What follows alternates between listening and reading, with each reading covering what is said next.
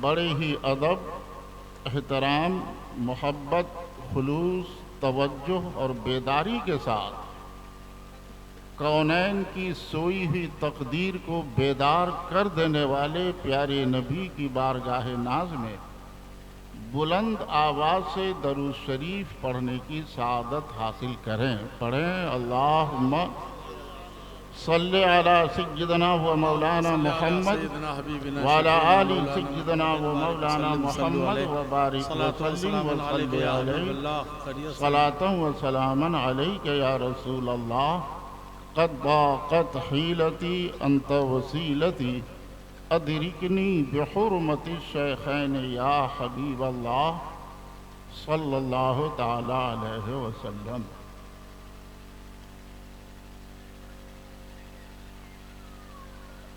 میرے مرشد اعظم شہزادہ مجدد اعظم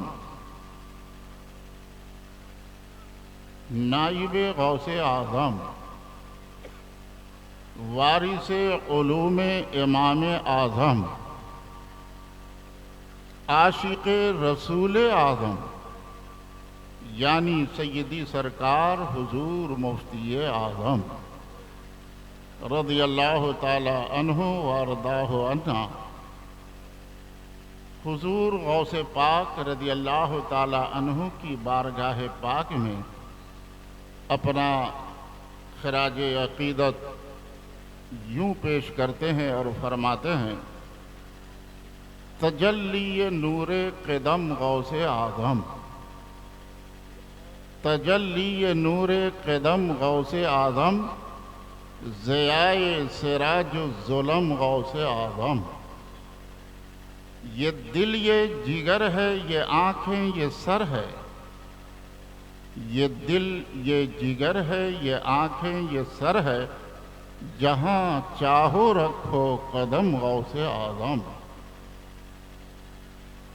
خبر لو ہماری کہ ہم ہیں تمہارے،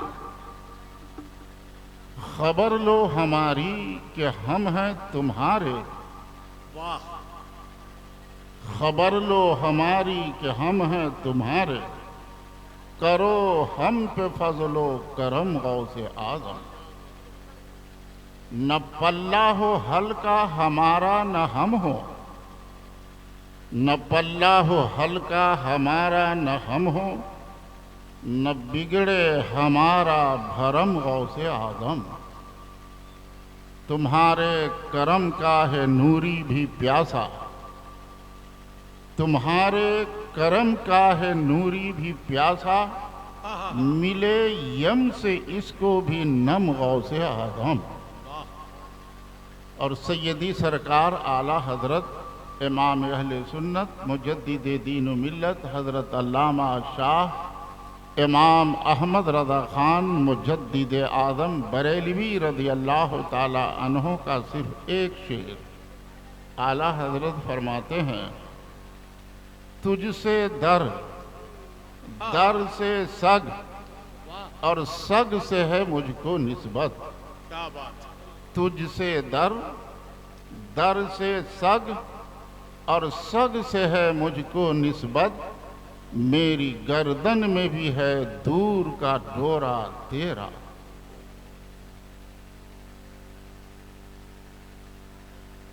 تیری سرکار میں لاتا ہے رضا اس کو شفیع، جو میرا غوث ہے اور لاڈلا بیٹا تیرا۔ اللہم صلی علی سیدنا و مولانا محمد وعلی آل سیدنا و مولانا محمد طب القلوب و دوائیہا و عافیت الابدان و شفائیہا و نور الابصار و ضیائیہا والہ الکرام و صحبہ الکریم بارک وسلم دائما ابدا۔ حضرات گرامی، یہ جشن غوث اعظم ہے۔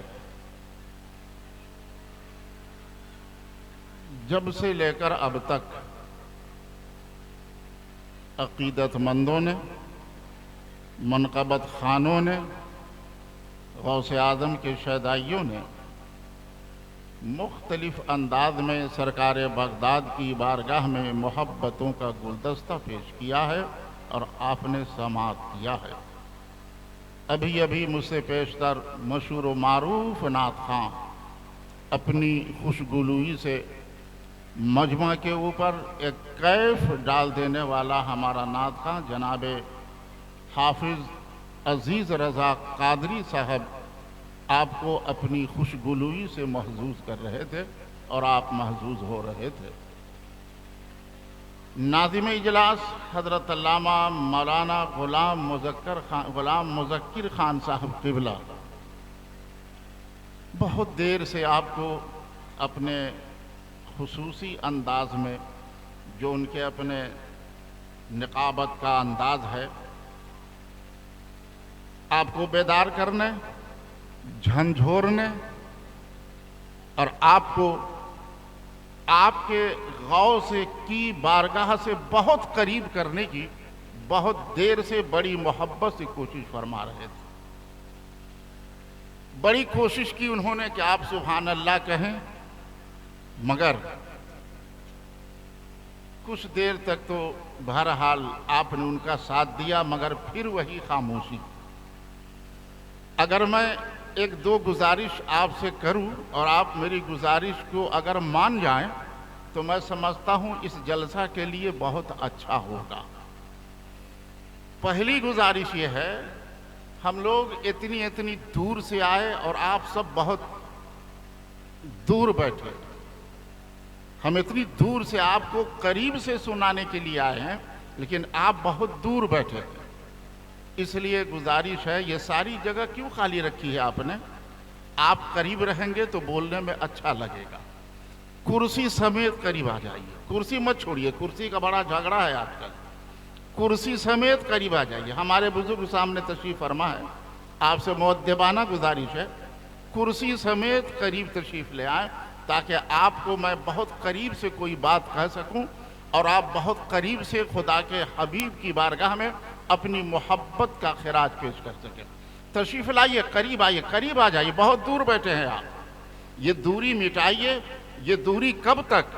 یہ دوری کیوں؟ یہ دوری کیسے؟ یہ تو بارگاہ غوث اعظم ہے۔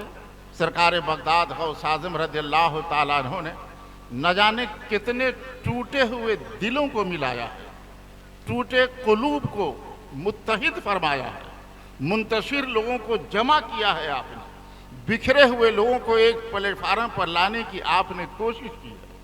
اس لیے غوث اعظم کی مجلس میں کم سے کم آپ اس بات کا ثبوت تو دے ہی قریب ہو کر کہ میرے سرکار غوث اعظم کل جو آپ نے مسلمانوں کو قریب کرنے کی کوشش کی تھی، متحد کرنے کی کوشش کی تھی، ایک کرنے کی کوشش کی تھی، یکجا کرنے کی کوشش کی تھی، ہم آپ کو اس پیغام کو بھولے نہیں ہیں۔ آج بھی آپ کے دیوانے غلامان غوث آپ کے پیغام کو سینے سے کلیجے سے لگائے ہوئے ہیں، اور جب بھی ضرورت پڑے گی تو ہم آپ کے نام پر قریب سے قریب تر ہو جائیں گے۔ حضرات، ابھی 12ویں شریف میں اپنے پیارے نبی کی پیاری پیدائش کے حوالے سے اپنے خطبہ سے آپ نے جو سنا ہے اس میں کا کم سے کم یہ حصہ تو آپ کو یاد ہی ہوگا کہ ہمارے نبی سرور کونین سید عالم صلی اللہ علیہ وسلم جب پہلی بار پہلے پہل دنیا میں تشریف لائے تو آپ نے جو سب سے پہلا کام کیا تھا وہ کام ہے آپ کا سجدہ۔ پہلا کام میرے نبی کا جو اس دنیا میں آنے کے بعد ہوا ہے، جو میرے نبی نے کیا ہے، وہ ہے سجدہ۔ پیدا ہوتے ہی میرے نبی نے نماز کو فراموش نہ کیا، اور میرے غوث اعظم جو نائب رسول اعظم ہے، عاشق رسول اعظم ہے، فنائے رسول اعظم ہے، میرے غوث اعظم رضی اللہ تعالیٰ عنہ جب پہلے پہل دنیا میں تشریف لائے، قدم رنجہ فرمایا، آپ کی پیدائش ہوئی تو میرے نبی نے نماز کو یاد رکھا تھا، اور میرے نبی کی اتباع میں میرے غوث نے روزہ کو یاد رکھا تھا۔ کیسے؟ یکم رمضان شریف کو، پہلی رمضان شریف کو آپ کی ولادت ہوتی ہے۔ بچہ ابھی پیدا ہو رہا ہے، اسے کیا معلوم کہ یہ رمضان کا مہینہ ہے؟ اسے کیا معلوم اس مہینے میں کھایا پیا نہیں جاتا ہے دن میں؟ اسے کیا معلوم اس مہینے کا احترام کیا جاتا ہے؟ یہ بڑے مبارک ایام ہوتے ہیں، صبح سے شام تک بھوکا پیاسا رہنا پڑتا ہے۔ پہلی رمضان کو تشریف لائے غوث اعظم، لیکن وہ جان رہے ہیں کہ یہ پہلی رمضان ہے، وہ جان رہے ہیں کہ رمضان کا احترام ہے، وہ جان رہے ہیں کہ رمضان میں روزہ رکھنا پڑتا ہے، وہ جان رہے ہیں کہ روزے کے دنوں میں صبح صادق سے لے کر کے غروب آفتاب تک بھوکا پیاسا رہنا پڑتا ہے۔ یہ غوث اعظم کا جاننا بتا رہا ہے کہ اے دنیا کے لوگوں، اور بچوں کی پیدائش کی طرح میری پیدائش کو مت سمجھو۔ میں دنیا میں آیا ہوں تو عام انسانوں کی طرح نہیں، بلکہ خدا نے مجھے دنیا میں بھیجا ہے تو ولی بنا کر کے ہی بھیجا ہے۔ غوث اعظم پیدائشی ولی، ولی تین طریقے سے بنتے ہیں: کسب سے، نظر سے، وہب سے۔ کسبی ولایت، نظری ولایت اور وہبی ولایت۔ انسان اچھا نہیں تھا، برائیاں اس کے اندر تھیں، خدا نے توفیق دی، اس نے سچی توبہ کی، رب کی بارگاہ کا عبادت گزار بنا۔ رات کو سب سوتے مگر وہ جاگتا تھا، وہ بڑا پرہیزگار بنا۔ اپنی عبادت، تقوی، ریاضت اور بے پناہ مشقتوں کی بنیاد پر وہ اس منزل پر گیا کہ ایک دن اللہ نے اس کی عبادت و ریاضت کو پسند فرما لیا اور اسے اپنا محبوب بندہ یعنی اپنا ولی بنا لیا۔ یہ ہے ولایت کسبی جو آدمی محنت سے حاصل کرے، اور ایک ہے ولایت نظری۔ کسی بزرگ کی خدمت میں رہا، صبح شام ان کی بارگاہ میں حاضری دیتا رہا، دعاؤں کی درخواست کرتا رہا، التجائیں پیش کرتا رہا، محبتیں لوٹتا رہا، ان کے دل کو خوش کرنے کی کوشش کرتا رہا۔ ایک وقت ایسا آیا کہ اس اللہ کے بندے نے، اس اللہ کے ولی نے اس آدمی کی خدمت سے خوش ہو کر نظر ولایت ڈال دی۔ نظر ولایت کا ڈالنا تھا کہ وہ ولی خود تو ولی تھے ہی، ان کی نظر کرم سے یہ بھی ولی بن گیا۔ یہ ہے ولایت نظری، سبحان اللہ۔ اور ایک ہے ولایت وہبی۔ کسی محنت سے نہیں، کسی ریاضت سے نہیں، کسی مشقت سے نہیں، کسی کی نظر کرم سے نہیں، بلکہ خاص اللہ تبارک و تعالیٰ کے کرم سے کہ پروردگار عالم نے چاہا تو ماں کے پیٹ ہی میں اسے ولی بنا دیا، اور جب وہ پیدا ہوا تو ولی بن کے پیدا ہوا۔ میرے غوث اعظم رضی اللہ تعالیٰ عنہ ان ولیوں میں ہیں کہ جو پیدا ہوئے تھے تو ولی بن کے پیدا ہوئے تھے۔ جیسے ساری مخلوقات میں انسان افضل، انسان میں مسلمان افضل، مسلمان میں اولیاء کرام افضل، اولیاء کرام میں انبیاء کرام افضل، انبیاء کرام میں 313 اولو العزم رسول افضل، اور ان 313 اولو العزم رسول کی جو مقام انتہا ہے وہاں سے میرے رسول کی مقام ابتدا ہے۔ جیسے میرے نبی تمام نبیوں میں بے مثال، رسولوں میں بے مثال، ایسے ہی میرے غوث तमाम वलियों में बेमिसाल, कुतुबों में बेमिसाल, अब्दालों में बेमिसाल, गौसों में बेमिसाल, मेरा नबी नबूवत और रिसालत में बेमिसाल, और मेरा गौस विलायत और करामत में बेमिसाल। सुभान अल्लाह, सुभान अल्लाह। नारे तकबीर, नारे रिसालत, जश्न गौसुल वरा कॉन्फ्रेंस, आशिकाने आला हजरत।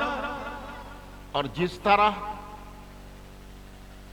मेरे नबी पाक के जिस्म मुक़द्दस पर मक्खी कभी नहीं बैठी, मेरे नबी के जिस्म पर मक्खी कभी नहीं बैठी, मक्खी की मजाल नहीं थी कि नबी के जिस्म पर बैठ जाए, इसलिए कि मक्खी अच्छी जगह भी बैठती है, बुरी जगह भी, गंदी जगह भी बैठती है, पाक जगह भी। उसे हुक्म ये था, ये मेरे महबूब का जिस्म है, ये मेरे महबूब का बदन है, तुम्हें मेरे महबूब के बदन पर बैठने की इजाजत कतअन नहीं है, तुम मेरे महबूब के जिस्म पर नहीं बैठ सकती। हज़रात गिरामी, मेरा गौस ऐसा फना फिर रसूल है, ऐसा फना फिर रसूल है, ऐसा फना फिर रसूल है कि जिस तरह मेरे रसूल के जिस्म पर फना फिल्लाह होने की वजह से मक्खी नहीं बैठती थी, ऐसे ही मेरे गौस के जिस्म पर फना फिर रसूल होने की वजह से मक्खी कभी नहीं बैठती। अल्लाह, सुभान अल्लाह, वाह। और नारे तकबीर। हमारे आज के ख़ास मेहमान शायर इस्लाम हज़रत नोमान रज़ा कलकत्वी तशरीफ़ लाए हैं। कमेटी की जानिब से उनका इस्तकबाल किया जाता है। मोहब्बत के साथ नारा बुलंद करें, शायर का मिजाज बने। नारे तकबीर, नारे रिसालत, गौसुल वरा कॉन्फ्रेंस। अल्लाहुम्मा सल्ली अला सय्यदना व मौलाना मुहम्मद व अला आलि सय्यदना व मौलाना मुहम्मद व बारिक व सल्लिम व सल्ली अलैहि सलातन व सलामन अलैका या रसूल अल्लाह सल्लल्लाहु ताला अलैहि वसल्लम। मेरे गौस यूं ही गौस नहीं है,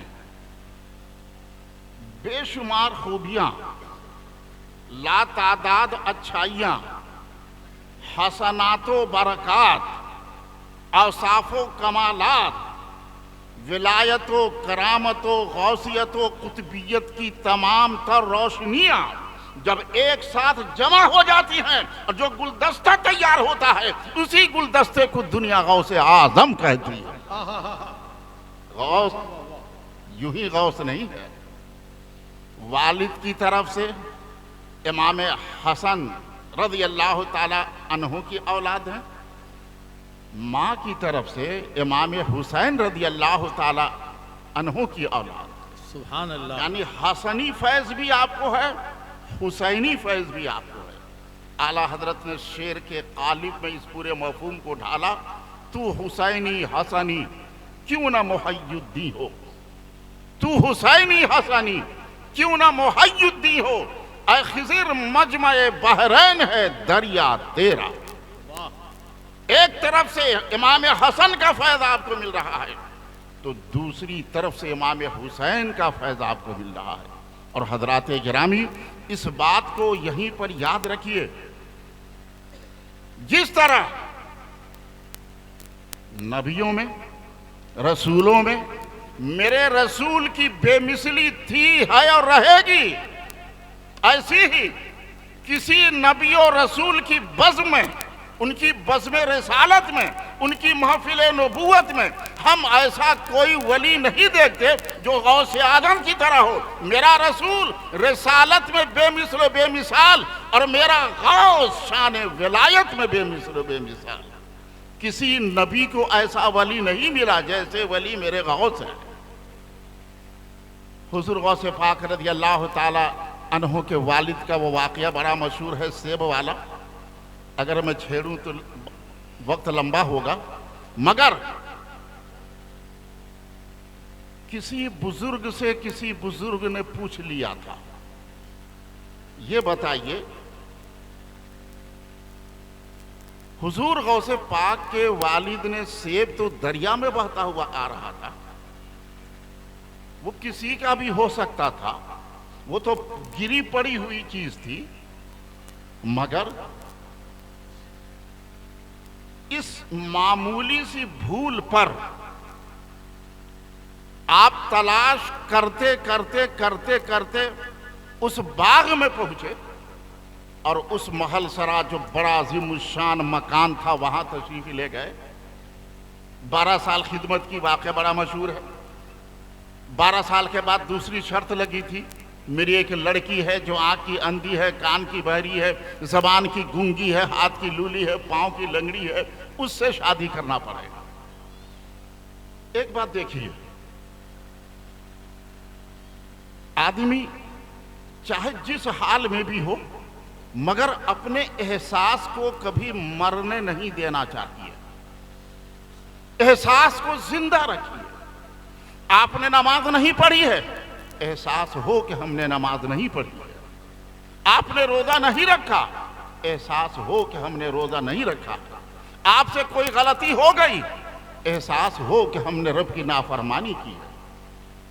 احساس کا زندہ ہونا اس لیے ضروری ہے کہ جب احساس زندہ ہوتا ہے تو آج نہیں تو کل، کل نہیں تو پرسوں، 1 سال بعد، 2 سال بعد، 10 سال بعد توفیق ملتی ہے، اور پھر برسوں کا پاپی جب رب کے دربار میں توبہ کرتا ہے تو برسوں کا پاپی سیکنڈوں میں معاف کر دیا جاتا ہے۔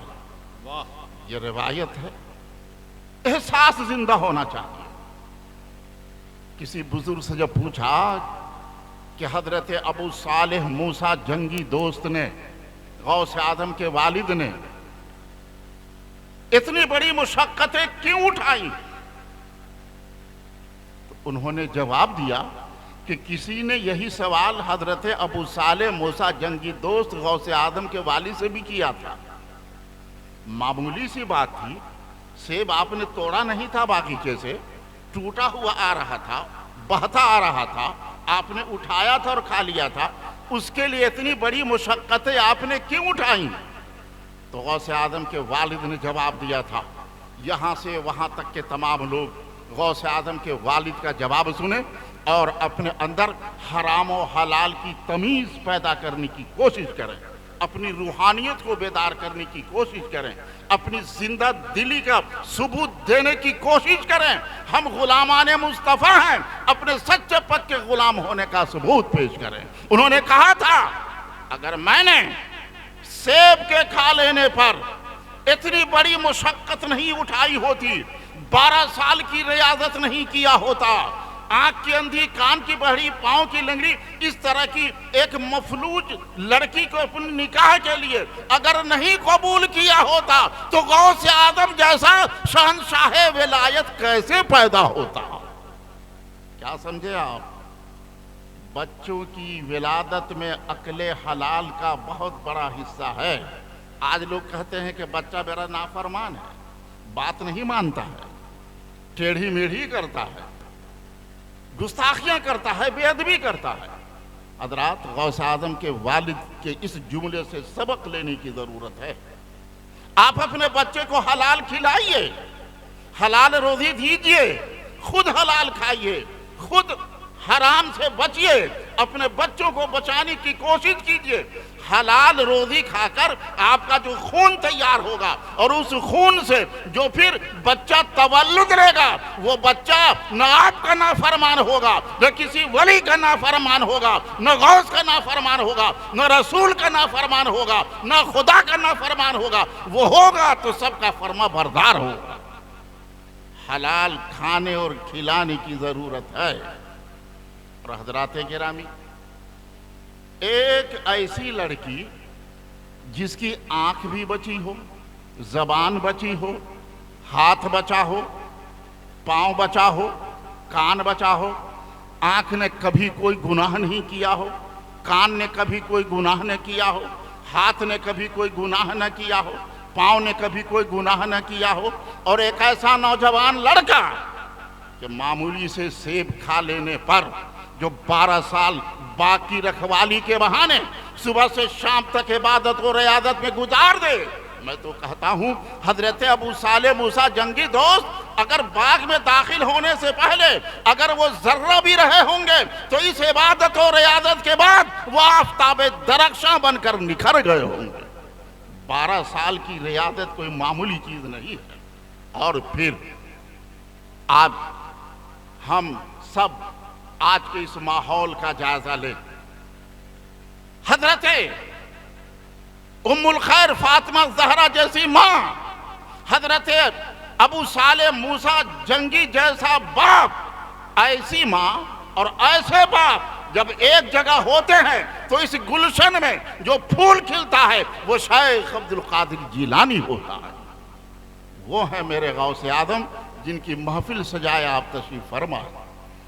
حیدرآباد میں ایک جلسہ تھا، اس جلسے میں ہندو، مسلم، سکھ، عیسائی چاروں مذہب سے بڑے بڑے علماء چنے گئے، سب کی تقریر تھی۔ ایک ہندو عورت کی جب باری آئی تو اس نے جو بات کہا تھا، ایسی چونکا دینے والی بات کہ جس نے سارے پنڈال کے لوگوں کو چونکا دیا تھا۔ اس ہندو خطیبہ نے کہا تھا، ہندو مقررہ نے کہا تھا، بتائیے تمام حاضرین، 1400 برس گزر گئے، 1400 برس گزر جانے کے بعد بھی مسلمانوں میں اب تک کوئی حسین کیوں نہیں پیدا ہوا؟ ایک ہی حسین پیدا ہو کے رہ گیا۔ اگر آپ میری بات سمجھ رہے ہیں تو کچھ ہاں کیجئے تاکہ میں سمجھوں کہ میری بات آپ سمجھ رہے ہیں۔ میرے بعد بھی ایک بڑی اچھی خوبصورت تقریر ہونے والی ہے، اس تقریر کے لیے بھی آپ کو بیدار رہنا ہے۔ ہندو مقررہ نے سوال کیا کیا؟ 1400 برس گزر گئے، اس 1400 برس میں ایک بھی حسین کیوں نہیں پیدا ہوا؟ تمام مسلمان خاموش، کہیں سے کوئی جواب نہیں مل رہا ہے۔ جب 3 بار 4 بار اس نے اس سوال کو دہرایا تو مجمع سے ایک بوڑھے میاں کھڑے ہو گئے اور انہوں نے کہا، محترمہ خطیبہ مقررہ صاحبہ، آپ کا سوال بڑا اہم ہے۔ آپ نے یہ سوال کیا ہے کہ 1400 برس میں ایک ہی حسین کیوں، مسلمانوں میں دوسرا حسین کیوں نہیں پیدا ہوا؟ تو سنیے میرا جواب یہ ہے، اب کوئی فاطمہ جیسی ماں نہیں ہے، اب کوئی علی جیسا باپ نہیں ہے۔ اگر آپ بھی آج بھی فاطمہ جیسی ماں پیدا ہو جائے، علی جیسا باپ پیدا ہو جائے، حسین پیدا ہوں گے، ضرور ہوں گے۔ تو ماں باپ کے تقوی کا، پرہیزگاری کا بہت بڑا اثر پڑتا ہے بچے پہ۔ یہ ماں کی تقوی، باپ کی پرہیزگاری، ان دونوں کی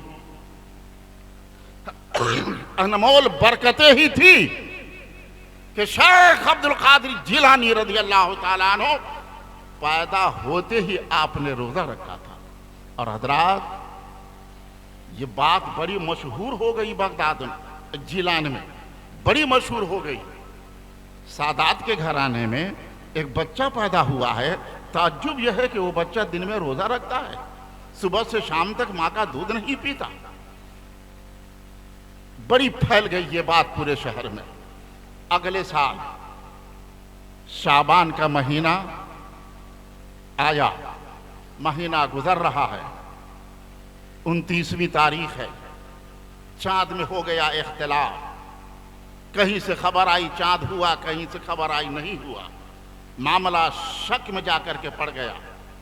لوگوں نے کہا، سنو، ہم لوگوں کے لیے پریشانی کی کوئی بات نہیں ہے۔ کہا کیوں؟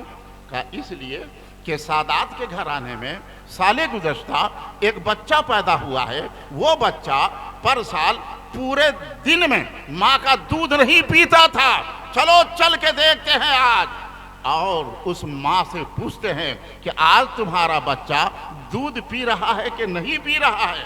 جب پردہ کر کے سوال کیا گیا تھا غوث اعظم کی ماں سے، تو غوث اعظم کی ماں نے جب جواب دیا تھا کہ نہیں، آج میرا بچہ صبح سے دودھ نہیں پی رہا ہے، کہا بس ہمیں یقین ہو گیا، یہ شعبان کی 30ویں نہیں ہے، رمضان کی پہلی ہے۔ حضرات گرامی، ایسا بچہ جو آئے تو شریعت کے لا ینحل مسئلے کو حل کرتا ہوا تشریف لائے، وہ ہیں میرے سرکار بغداد غوث اعظم جیلانی رضی اللہ تعالی عنہ۔ بہت ناز و نعم میں آپ کی پرورش ہوئی ہے، آگے بڑھے ہیں۔ جب 4 سال 4 مہینہ 4 دن کی عمر آپ کی ہوئی ہے تو آپ کی بسم اللہ خوانی کے لیے آپ کے استاد کے پاس آپ کو لے جایا گیا۔ استاد نے پڑھایا، پڑھو بیٹا بسم اللہ الرحمن الرحیم۔ عبد القادر نے پڑھا بسم اللہ الرحمن الرحیم۔ اس کے بعد جب کتاب شروع کرائی گئی ہے، حیرت ہے، 1 پارہ نہیں، 2 پارہ نہیں، 3 پارہ نہیں، 10 پارہ نہیں، 18 پارہ قرآن ایک ہی بیٹھک میں، اور پہلی بیٹھک میں میرے غوث اعظم نے استاد کو سنا دیا تھا۔ سبحان اللہ سبحان اللہ۔ 18 پارے قرآن۔ استاد نے پوچھا عبد القادر آج تو پہلی بار پڑھنے کے لیے آئے ہو، یہ قرآن تو نے کہاں سے یاد کیا ہے، یہ کیسے یاد ہو گیا تمہیں؟ تو سنیے غوث اعظم کی ماں کا کمال۔ اور میں نے کہا نا، ماں جب بہت اچھی ہوتی ہے تو اولاد بہت اچھی ہوتی ہے۔ ماں نمازی ہوگی، بیٹا نمازی ہوگا۔ ماں پرہیزگار ہوگی، بیٹا پرہیزگار ہوگا۔ ماں متقیہ ہوگی، بیٹا متقی ہوگا۔ ماں قرآن پڑھنے والی ہوگی، بیٹا قرآن پڑھنے والا ہوگا۔ ماں دیندار ہوگی، بیٹا دیندار ہوگا۔ ماں خوف خدا والی ہوگی، بیٹا خوف خدا والا ہوگا۔ ماں عشق مصطفیٰ والی ہوگی تو بیٹا یقیناً عشق مصطفیٰ والا ہوگا۔ ایسا ہو نہیں سکتا کہ ماں عشق مصطفیٰ والی ہو اور بیٹا ادھر ادھر والا ہو جائے، ایسا ہو نہیں سکتا۔ حضرات گرامی، سرکار بغداد غوث اعظم جیلانی کا جواب سنیے۔ غوث اعظم فرماتے ہیں، میں اپنی ماں کے پیٹ میں تھا، میری ماں کو 18 پارے قرآن زبانی یاد تھے۔ وہ کام کرتی تھی تو قرآن پڑھتی تھی، جھاڑو دیتی تھی تو قرآن پڑھتی تھی، پانی لاتی تھی تو قرآن پڑھتی تھی، آٹا گوندتی تھی تو قرآن پڑھتی تھی، سالن بناتی تھی تو قرآن پڑھتی تھی، چاول بناتی تھی تو قرآن پڑھتی تھی، گھر کا کام کرتی تھی تو قرآن پڑھتی تھی، کپڑے دھوتی تھی تو قرآن پڑھتی تھی۔ میری ماں ہر کام کرتے وقت باوضو رہا کرتی تھی۔ اس کا مطلب یہ ہے کہ میرے غوث اعظم کی ماں نے میرے غوث کو کبھی بے وضو اپنا دودھ پلایا نہیں ہے۔ اور وہ بچہ جس کو ہمیشہ باوضو دودھ پلایا جائے، اس باوضو دودھ کی برکت تو ہونی ہی چاہیے۔ انہی برکتوں کی تمام نشانیاں بن کر دنیا میں جلوہ گر ہوئے ہیں شیخ عبد القادر جیلانی غوث اعظم رضی اللہ تعالی عنہ۔ اور حضرات گرامی، یہی غوث اعظم ہے، 6 سال کی عمر ہے آپ کی، 6 سال کی عمر۔ آپ کی زمینداری تھی، کھیت، اپنی بولی میں ہم بولے کھیت جوتنے کے لیے آپ کا حلواہا ہل بیل لے کر کے کھیت میں چلا۔ شوق پیدا ہوا، دیکھیں یہ کرتا کیا ہے، تو غوث اعظم بھی پیچھے پیچھے ہو لیا، کھیت تک گئے، حلواہا ہل چلا رہا ہے، غوث اعظم پیچھے پیچھے چل رہے ہیں۔ حیرت ہوگی آپ کو، جو اللہ کا ولی ہوتا ہے، اللہ کا ولی یوں ہی اللہ کا ولی نہیں ہوتا، زمین میں تمام تر زمین کی پہنائیوں میں اعلان عام ہوتا ہے یہ خدا کا ولی ہے، آسمان میں اعلان ہوتا ہے یہ خدا کا ولی ہے، دنیا کی ہر چیز پہچانتی ہے یہ اللہ کا ولی ہے۔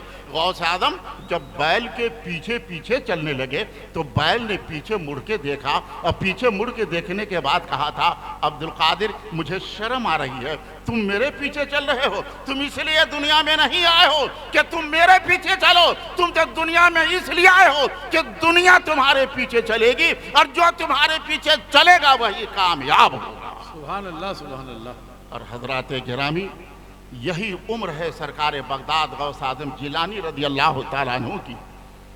ایک دن آپ کے دل کی دنیا بدلی ہوئی ہے، بڑی بے قراری ہے، بڑا اضطراب ہے، کعبہ دیکھنے کا جی کر رہا ہے، گنبد خضرا کے سائے میں مچلنے کا جی کر رہا ہے، بڑی اضطرابی کیفیت ہے آپ کی۔ اسی اضطرابی کیفیت میں آپ اپنے گھر کی چھت پہ چڑھ گئے، اور جب گھر کی چھت پہ چڑھے آپ نے کیا دیکھا، کیا سنا؟ لبیک लब्बैक अल्लाहुम्मा लका लब्बैक तलबिया की आवाज़ आ रही है। और जब गौस आज़म रज़ी अल्लाह ताला अन्हु ने इस कैफियत को सुना, इसको देखा, तो और ज्यादा परेशानी बढ़ी। काश ऐसा होता, मेरी भी आंखें होती, काबा का दीदार होता, मेरी भी आंखें होती, गुंबद खदरा का नज़ारा होता, काश हमने भी मक्का देखा होता, काश हमने भी मदीना देखा होता। इस तस्वुर में तड़प रहे हैं गौस आज़म कि गौस आज़म रज़ी अल्लाह ताला अन्हु ने देखा कि खाना काबा गौस आज़म के घर का तवाफ कर रहा है। आला हजरत ने कहा, सारे अख्ताबे जहां करते हैं काबा का तवाफ, सारे अख्ताबे जहां करते हैं काबे का तवाफ, और काबा करता है तवाफे दरे वाला तेरा। सारी दुनिया के उलमा काबा का तवाफ करें, फुजला काबा का तवाफ करें, औलिया काबा का तवाफ करें, अखवास काबा का तवाफ करें, औताद काबा का तवाफ करें, अब्दाल काबा का तवाफ करें, सब काबा का तवाफ करें, और मेरा गौस वो है कि जिनके घर का खाना है काबा तवाफ कर रहा है। सारे असहाबे जहां करते हैं काबा का तवाफ, काबा करता है तवाफे दले वाला तेरा। हजरात गिरामी, ये जो गौस आज़म की शान है, ये जो सारी चीज़ें हैं, गौस आज़म ने खुद इसका सबब, इसकी वजह बयान फरमाई है। फरमाते हैं अपने कसीदा गौसिया में, दरस्तुल इल्म हत्ता सिरतो कुतबन, दरस्तुल इल्म हत्ता सिरतो कुतबन वनिलतु सादा मिन मौलल मवाली। फरमाते हैं मैंने इल्म हासिल किया तो इतना इल्म हासिल किया, इतना इल्म हासिल किया, इतना इल्म हासिल किया कि अल्लाह ताला ने मुझे कुतुब बना दिया। क्या समझे आप? गौस आज़म फरमाते हैं मैं जो कुतुब बना हूँ, नमाज की पाबंदी से नहीं, रोज़े की पाबंदी से नहीं, खैरात व हसनात से नहीं, दूसरी किसी इबादत से नहीं, और किसी रियादत से नहीं, रातों को जागने से नहीं, मैं जो कुतुब बना हूँ, मेरे कुतुब बनने की वजह यह है कि मैंने इतना इल्म हासिल किया है, और इल्म के उन दर्जात को हमने पार कर लिया है कि जिसको पार करने के बाद अल्लाह ताला कुतुबियत का दर्जा अता फरमाता है। तो मैं जो गौस बना हूँ, कुतुब बना हूँ, इल्म की बरकत से। और जिस इल्म की बात गौस आज़म कर रहे हैं, ये इल्म आज के स्कूल का इल्म नहीं है, आज के कॉलेज का इल्म नहीं है, आज की यूनिवर्सिटी का इल्म नहीं है। ये तमाम उलूम मादियत की तरफ ले जाते हैं। ये उस इल्म की बात है जिस इल्म को इल्म दीन कहा जाता है, इल्म शरीयत कहा जाता है, इल्म हदीस कहा जाता है, इल्म फ़िक़्ह कहा जाता है, इल्म तफसीर कहा जाता है। ये वो उलूम हैं कि जिन उलूम को हासिल करने के बाद मेरे गौस आज़म ने फरमाया कि इन उलूम को मैंने हासिल किया तो इतना हासिल किया कि अपने ज़माने का कुतुब हो गया। और आप जानते हैं ये जो लफ्ज़ कुतुब कुतुब कुतुब मैं बार बार बोल रहा हूँ, ये कुतुब है क्या? तो विलायत के दर्जे में एक दर्जा है दर्जाए कुतुबियत, एक दर्जा दर्जाए कुतुबियत। ये दर्जाए कुतुबियत ये कितना ऊपर दर्जा है, ये बस ज़हन हाजिर रखिए, बात समझिए, बहुत हल्के अंदाज में ज़हन में आपके उतारने की कोशिश कर रहा हूं। ये कुतुब का दर्जा कितना ऊपर है। अल्लाह ताला अपने जब किसी बंदे से खुश होता है तो सबसे पहले उसको मोमिन बनाता है। इसलिए कोई बेईमान, न कल कोई वली बना है बेईमान, न अब है, न क़यामत की सुबह तक कोई बेईमान वली बनेगा। वली बनने के लिए पहली शर्त है ईमान। तो फरमाया सूफिया किराम ने सबसे पहले अल्लाह ताला उस बंदे को मोमिन बनाता है। मोमिन बनाने के बाद मोमिन कामिल बनाता है। मोमिन कामिल बनाने के बाद उसे मुत्तकी बनाता है। मुत्तकी बनाने के बाद तब उसे वली बनाता है। वली बनाने के बाद तब उसे औताद बनाता है। औताद बनाने के बाद तब उसे अब्दाल बनाता है। अब्दाल बनाने के बाद तब उसे नोजबा और नुकबा की फहरिस्त में शामिल करता है। उसके बाद तब जा कर के उसे कुतुब बनाता है। اور بعض صوفیہ فرماتے ہیں کہ قطب کے اوپر جو اب سب سے آخری درجہ ہے وہ درجہ ہے درجہ غوث اعظم. اتنا اونچا درجہ ہے قطب کا. اور غوث اعظم فرماتے ہیں کہ میں نے یہ جو درجات حاصل کیے ہیں یہ علم دین مصطفیٰ کے حصول کی برکتوں سے حاصل کیے ہیں. یہ وہ علم ہے حضرات گرامی. اگر آپ یقین ہے ہمیں کہ پڑھے لکھے لوگ بھی یہاں موجود ہوں گے اور ہیں. ڈاکٹر اقبال کی ایک بات سنیے. ڈاکٹر اقبال نے ایک بڑی پیاری بات کہی ہے. ڈاکٹر اقبال کہتے ہیں کہ علم کی دو قسمیں ہیں. ایک ہے علم نورانی اور ایک ہے علم برہانی. علم برہانی جو دلیلوں سے حاصل کیا جاتا ہے اور علم نورانی جو سینہ بسینہ نور نور نور کی لڑیوں سے حاصل کیا جاتا ہے. فرماتے ہیں علم برہانی والا جب علم حاصل کرتا ہے تو پڑھتا جاتا ہے. مڈل اسکول گیا, کالج گیا, ہائی اسکول گیا, یونیورسٹی گیا, بڑی بڑی ڈگریاں حاصل کی. اسے جب عہدہ ملنا شروع ہوا, یہ بنا وہ بنا, ایسے بنا ویسے بنا, اور سب سے اخیر میں جو جا کر کے بنے گا تو ملک کا صدر بنے گا. اس سے اوپر ہم پوری دنیا میں کہیں پر کوئی عہدہ ہے ہی نہیں. علم برہانی کا آخری درجہ ہے صدر بن جانا. علم نورانی کے درجات سنیے.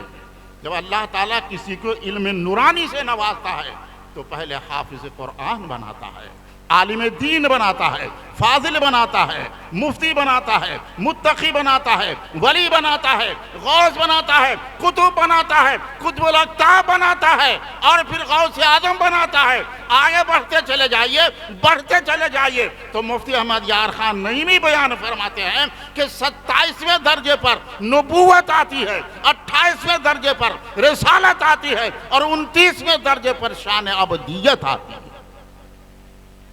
یہ ہے غوث اعظم رضی اللہ تعالی عنہ کی شان قطبیت. اور یہ وہی شان قطبیت ہے غوث اعظم کی کہ جتنے بھی ولی ہندوستان ہو, پاکستان ہو, پوری دنیا میں ہو, کوئی بھی ولی ایسا نہیں کہ جو ولی بنے اور غوث اعظم کا قدم اپنے کاندھے پر نہ لے. یہ فرمان غوث اعظم ہے. فرمایا قدمی ہذہ علی رقبۃ کل ولی اللہ. جمعہ کا دن ہے, خطبے کا وقت ہے.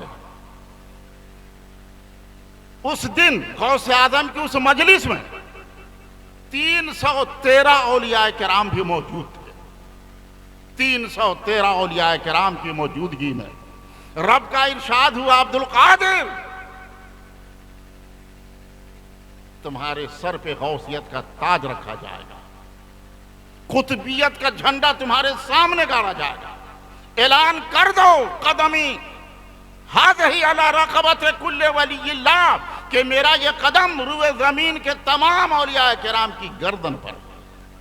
فرماتے ہیں غوث پاک لکل ولی لہ قدم و انی, لکل ولی لہ قدم و انی علی قدم النبی بدر الکمالی. ہر ولی کے پاس قدم ہے, لیکن سنو, ہر ولی کے کاندھے پر میرا قدم ہے اور رسول پاک کا قدم میرے کاندھے پر. یہ شان غوث اعظم رضی اللہ تعالیٰ عنہ. یہ اعلان جب غوث اعظم نے کیا ہے بغداد کی جامع مسجد سے, مائک کا زمانہ نہیں تھا, ریڈیو کا زمانہ نہیں تھا, ٹیلی ویژن کا زمانہ نہیں تھا, فون کا زمانہ نہیں تھا, موبائل کا زمانہ نہیں تھا, مگر یہ غوث اعظم کی آواز تھی اور خدا کی طرف سے دی گئی آواز تھی, پوری دنیا میں یکساں پھیل گئی. جو ولی جنگل میں ہے وہی جھک گیا, بیابان میں ہے وہی جھک گیا, کسی مجلس میں ہے وہی جھک گیا, جو جس حالت میں ہے وہی جھک گیا. سب نے غوث اعظم کے فرمان کو جو جہاں تھا وہی سنا اور وہی اپنی اپنی گردنیں سب نے جھکا دی. ہمارے ہندوستان کے راجہ, بھارت کے خواجہ, خواجہ خواجگاں, خواجہ ہندوستان, معین الملت والدین حضرت خواجہ معین الدین چشتی اجمیری سنجری غریب نواز رضی اللہ تعالیٰ عنہ خراسان کے جنگل میں مراقبہ کر رہے تھے. خراسان کے جنگل میں کہاں بغداد، کہاں خراسان، سینکڑوں نہیں ہزاروں میل کی دوری، مگر غوث آدم کے فرمان کو خراسان کے جنگل میں غریب نواز نے سنا، اور سننے کے بعد وہی گردن جھکا دی، اور اتنا جھکایا، اتنا جھکایا، اتنا جھکایا کہ غریب نواز کا سر آپ کے قدم سے جا لگا۔ غریب نواز کے سر جھکانے کو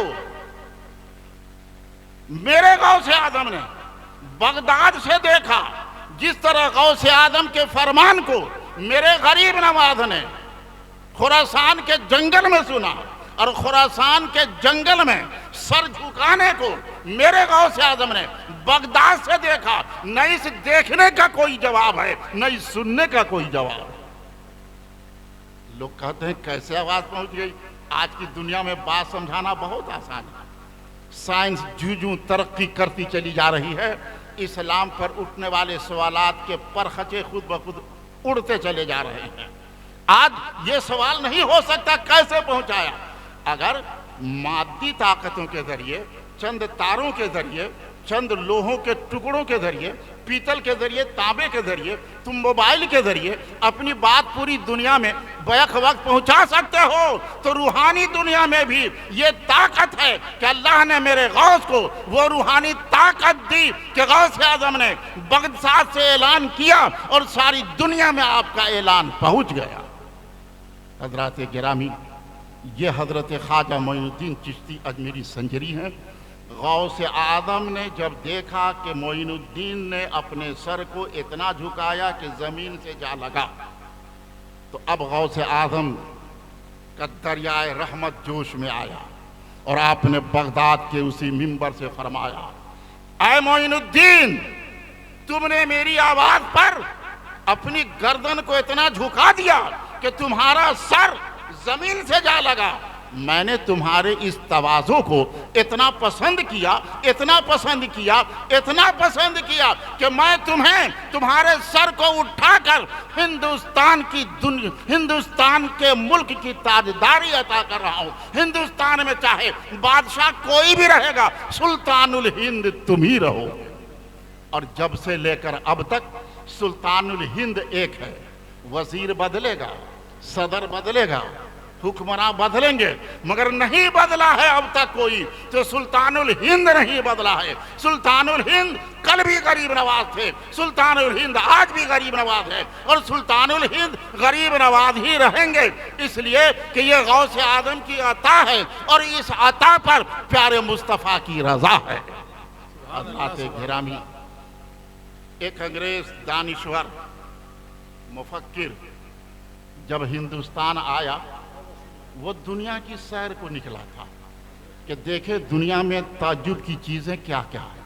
پوری دنیا کی سیر کیا، یہاں گیا، وہاں گیا، کہاں گیا، ہر جگہ پھرا۔ پھرتا پھراتا جب وہ ہندوستان آیا تھا، اور ہندوستان کی گلیوں، کوچوں، سڑکوں، شہروں، دیہاتوں سب کو دیکھنے کے بعد جب وہ پھر یورپ لوٹ کر کے گیا، تو اس کو ریڈیو والوں نے گھیرا، میڈیا والوں نے گھیرا، اپنوں نے گھیرا، بیگانوں نے گھیرا۔ پوری دنیا کی سیر کر کے آئے ہو، بتاؤ تو تم نے اپنے اس سیر میں تعجب کی چیز کیا دیکھا ہے؟ جو سب سے بڑے تعجب کی چیز ہو وہ بیان کرو۔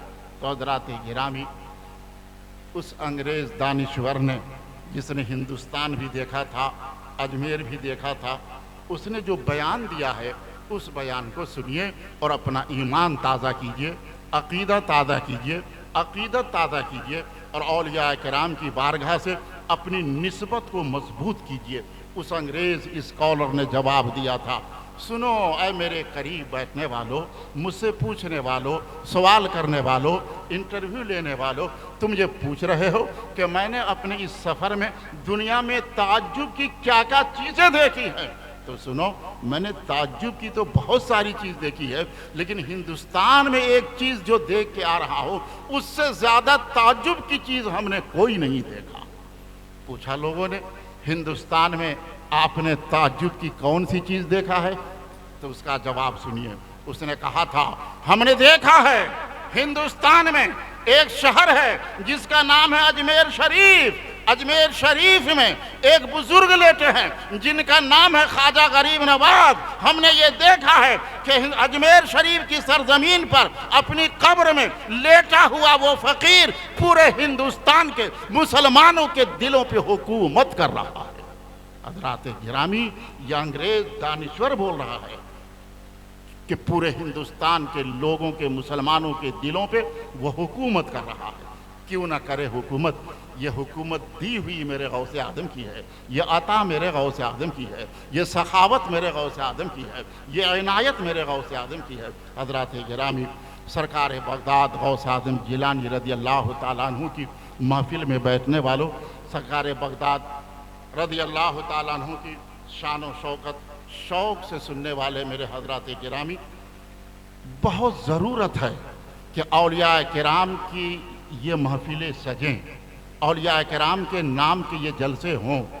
جس دل میں ولی کی محبت ہوگی اسی دل میں نبی کی محبت ہوگی، اور جس میں نبی کی محبت ہوگی اسی میں خدا کا خوف ہوگا۔ اس لیے خدا کا خوف جو بنیادی چیز ہے اسے دل میں لانے کے لیے نبی کا عشق دل میں پیدا کرنا ہوگا، اور نبی کا عشق دل میں پیدا کرنے سے پہلے ولی کے آستانے پہ جانا ہوگا، ولی کی محبت کا نور دلوں میں بسانا ہوگا، تب جا کر کے جب ولی کی محبت کا نور دل میں بسے گا تو آقا کونین کا عشق دل میں بسے گا، اور جس دل میں آقا کونین کا عشق بسے گا اسی دل میں خدا کا خوف آ کر کے ڈیرا ڈالے گا۔ بہت ضرورت ہے اولیاء کرام سے عقیدت محبت کے ساتھ ساتھ سرکار بغداد غوث اعظم جیلانی رضی اللہ تعالیٰ عنہ یا خواجہ غریب نواز رضی اللہ تعالیٰ عنہ، ان حضرات کی تعلیمات کو بھی دیکھنے کی، تعلیمات پہ عمل کرنا بہت ضروری ہے۔ بغیر تعلیمات پہ عمل کیے ہوئے آدمی نہ کل کچھ بن سکا ہے نہ آئندہ کچھ بن سکے گا۔ دیکھیے بننے والے تو اس طرح بن گئے میرے غوث اعظم کی بارگاہ سے کہ دوسرے دیکھتے رہ گئے، نظر اٹھ گئی کیا سے کیا بنا دیا۔ بڑا مشہور واقعہ ہے، ایک چور چوری کی غرض سے غوث اعظم کے گھر میں گھسا ہے۔ سوچا تھا اس نے بڑا شہرہ ہے کہ بغداد میں ایک گھر ہے کہ جہاں سے کوئی کبھی خالی واپس جاتا ہی نہیں ہے، جو بھی آتا ہے یہ سب کو دیتے ہیں، سائل ہے، محروم نہیں ہوتا ہے۔ اس نے سوچا جب یہ سب کو دیتے ہیں اور اتنا بڑا شہرہ ہے ان کا تو یقیناً یہ بہت بڑے مالدار ہوں گے، یہ پونجی پتی والے ہوں گے، بڑی دولت ہوگی، بڑا سونا ہوگا، بڑی چاندی ہوگی، جواہرات کے ذخیرے ہوں گے۔ یہ سوچ کے اس نے سوچا کیوں نہ ایسے گھر میں چوری کر لی جائے کہ جس گھر میں ایک بار چوری کر لیا جائے تو پوری زندگی چوری کرنے کی نوبت نہ آئے۔ یہ سوچ کر وہ کہ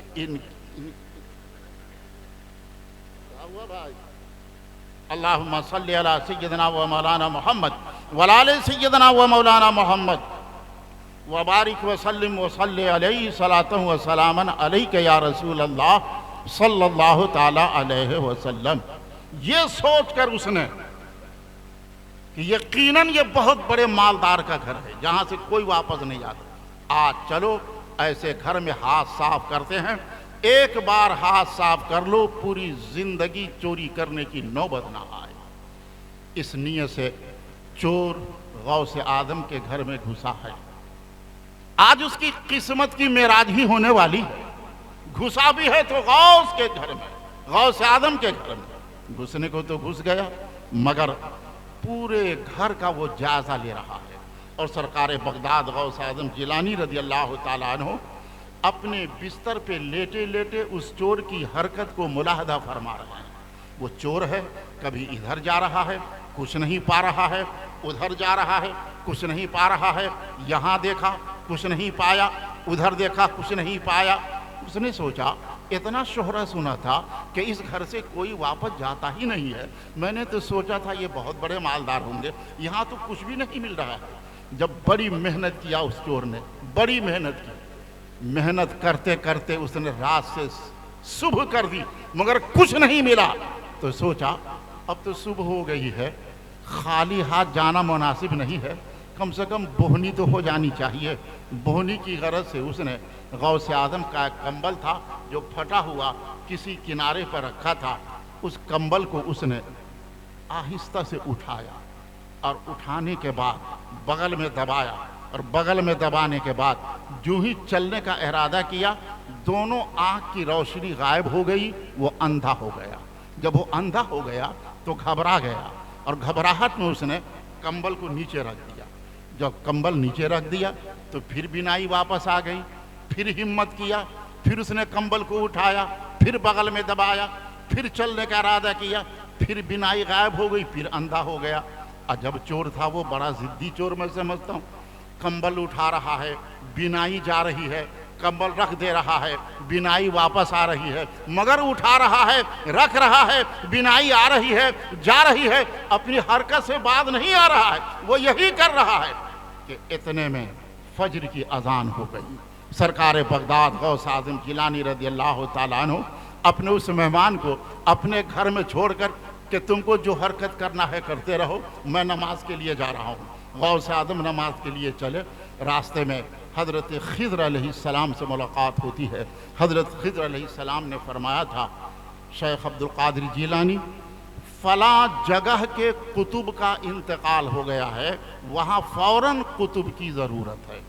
और लफ्ज़ कुतुब शायद आपको याद होगा, मैंने पहले बताया है कुतुब विलायत में कितने ऊंचे दर्जे पर है। हज़रत खिज़र ने यह नहीं कहा कि मोमिन का इंतकाल हुआ है, मोमिन कामिल का इंतकाल हुआ है, किसी वली का इंतकाल हुआ है, वली कामिल का इंतकाल हुआ है, मुत्तकी का इंतकाल हुआ है। क्या कहा? कहा तो ये कहा कि फला जगह के कुतुब का इंतकाल हुआ। सरकार बगदाद गौस आज़म जिलानी रज़ी अल्लाह ताला अन्हु इरशाद फरमाते हैं, मेरे घर में तशरीफ़ ले जाइए, मेरा एक मेहमान है जो कंबल उठा रहा होगा, बिनाई जा रही होगी, कंबल रख दे रहा होगा, बिनाई वापस आ रही होगी, बस वो यही हरकत कर रहा होगा, उसे कहिए कि चलो तुम्हें गौस आदम बुला रहे हैं।